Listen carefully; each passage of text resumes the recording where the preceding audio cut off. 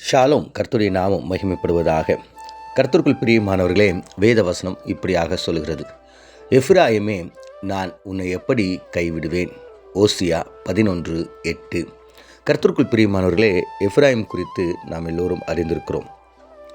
ஏசா, யாக்கோபு என்கிற பிள்ளைகள் தேவன் ஈசாக்குக்கு கொடுத்து அதில் முதல் ஒரு மகனை தேவன் தெரிந்து கொள்கிறார். யாரென்றால் யாக்கோபு. யாக்கோபுக்கு பிறந்த 12 பிள்ளைகளில் யோசேப்பு மிகவும் தேவனுக்கு பிரியமான காரியத்தை செய்கிற ஒரு மகனாயிருந்தார். யோசேப்பை ஆசீர்வதித்து கொடுத்த 2 பிள்ளைகளில் ஒரு மகன்தான் எஃப்ராயிம். யோசேப்பருடைய 2வது மகன்தான் எஃப்ராயிம்.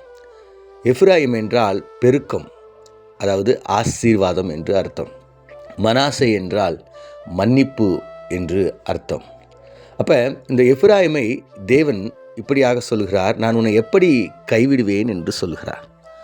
ஏன்னா எஃப்ராயிமை ஒரு பெரிய நோக்கத்தோடு, ஒரு பெரிய சித்தத்தோடு தேவன் தெரிந்து கொண்டார்.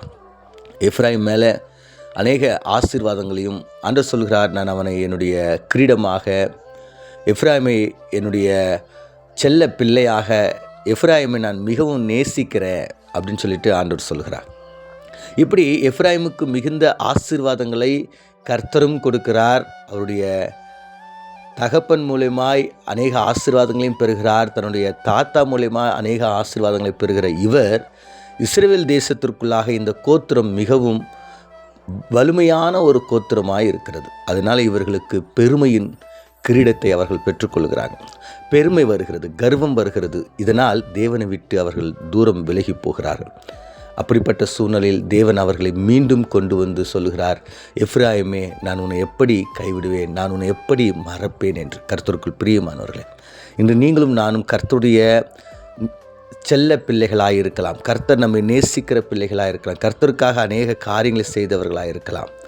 ஆனால் எஃப்ராயிமை போல பெருமையினாலும் கர்வத்தினாலும் நாம் தேவனை விட்டு விலகி போயிருந்தால் இந்த அதிகாலை நேரத்தில் மீண்டும் கர்த்தரிடத்தில் நம்ம சேர்வோம். ஏனென்றால் அவர் அழைக்கிறார், நான் உன்னை எப்படி கைவிடுவேன் என்று சொல்கிறார். இன்றைக்கு கர்த்தர் நம்மை கைவிடாதபடிக்கு மீண்டும் நாம் சேர்த்து கொள்ளும்படியாக நாம் எந்த இடத்துல விழுந்தோமோ அந்த இடத்திலிருந்து திரும்பவும் அவருடைய சமூகத்துக்கு போக கர்த்தர் உதவி செய்வார். கண்களை மூடி செபிப்போம். எங்களை அதிகமாய் நேசிக்கிற எங்கள் நல்ல தகப்பனே, நாங்கள் தியானித்த இந்த வேத வசனத்தின் பிரகாரம் எஃப்ராயிம் எப்படியாக உம்மை விட்டு விலகி போகும்போது, எஃப்ராயிமே, நான் உன்னை எப்படி கைவிடுவேன் என்று சொல்லி மீண்டும் சேர்த்து கொண்ட தகப்பன், எங்களையும் அப்படியாக நாங்கள் உம்மை விட்டு விலகி போகும்போது மீண்டும் சேர்த்து கொள்ளும்படியாக இயேசு மூலம் ஜெபிக்கிறோம் நல்ல பிதாவே, ஆமேன்.